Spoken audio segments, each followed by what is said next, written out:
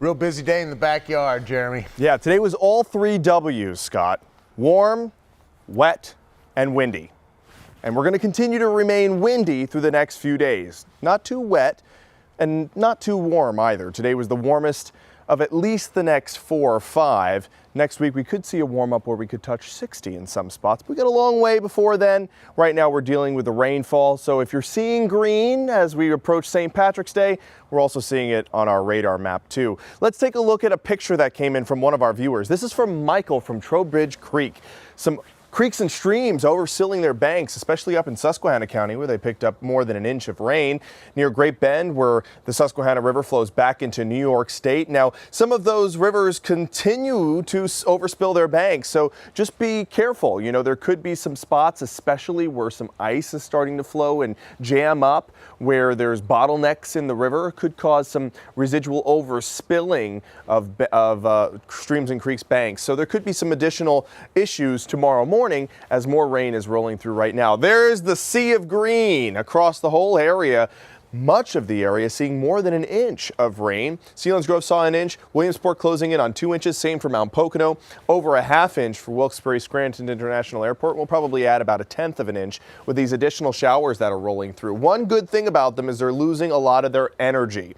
Notice the lightning strikes a little bit beforehand as it rolled through eastern Lycoming County. Now no more lightning strikes involved in it. It's losing the heating of the day. It's not as fueled up, so it's not going to be as strong. Whereas when it rolled through Williamsport, we had some viewers who called in and told us that there was some hail in some of these showers in between the raindrops. So this line of showers is going to roll through the valley cities within the next 15 minutes or so. And then once it heads towards eastern Pennsylvania, Honesdale will see it by about midnight, Stroudsburg by 12:15 or so, and Milford in the edge of Pike County, it'll exit our area by around 12:30. But there's another line that's firing up from the instability from the this is the second line, really. The first one was a long duration event that we had throughout much of the day. So that's the second line of showers. This is the third one, kind of firing up along the instability from the second one.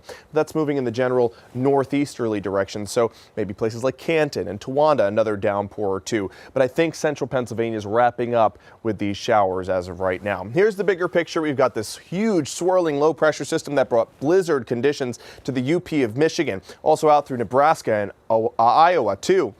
And that strong flow from the south bringing up these warmer temperatures. There's a live look right now at Williamsport where there are still some clouds low hanging along the mountains. And temperatures today, warm. Warmest day we've seen so far all 2025, up to 56 in Avoca, near 60 for Selinsgrove, and Williamsport hit 50 on the dot for Mount Pocono. Through the overnight, we'll only drop down into the low 40s, which is normally where we top out this time of year. So it's going to be a very mild night, windy from time to time, especially as those showers roll through. Temperatures still above 50 for the Susquehanna Valley, at 50 in Lock Haven.